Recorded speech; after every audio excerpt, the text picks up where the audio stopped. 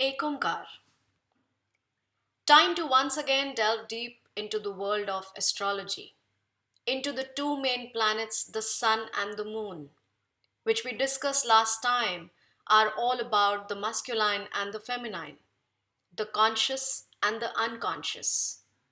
Today we will see how these two planets provide the framework for each being in terms of creating their material and emotional world. Now, in most of the horoscopes that we read, these two planets need to be read in a certain sense that we need to see where there is imbalance between these two primal energies, and we need to connect them in such a way that the being is able to grow through life in a very smooth manner. The life path has to be made simpler for the being by connecting these two energies. Let us look at them from a very different aspect today, the tree of life. As above, so below. Now, why am I mentioning this concept? Because years ago, I tried to look at planets from this particular aspect. I tried to see if one planet could have deep roots into another planet. And I realized that actually each one of our planets has an interconnected roots or is connected to some other planet. Like Mars, for that matter, was an extension of Sun. I realized it was all about the solar energy.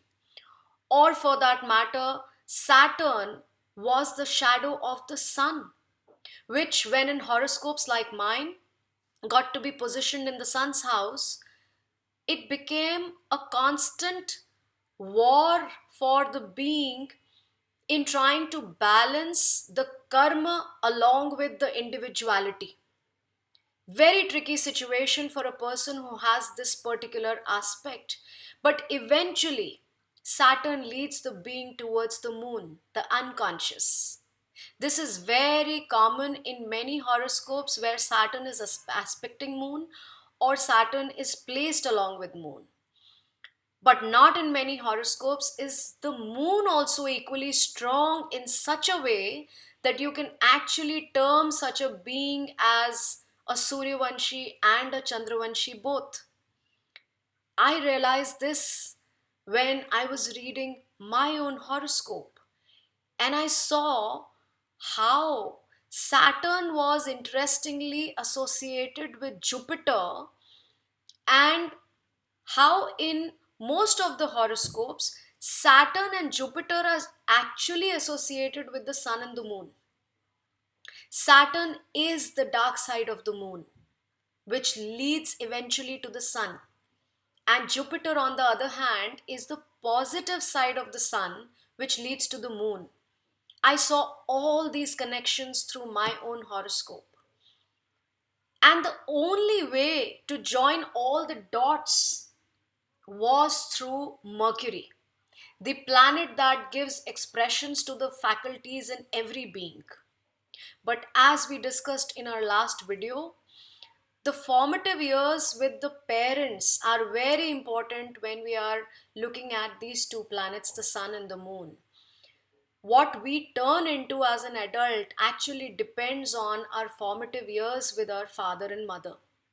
One part curbed by either one of the parents is what will never be expressed easily as an adult if you don't really work on that particular aspect in the formative years.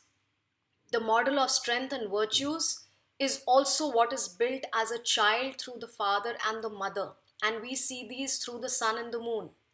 The disapproval from parents for any one aspect in the womb stage or the formative years is what will create behavioral or karmic knots which are difficult to change later when the being turns into an adult.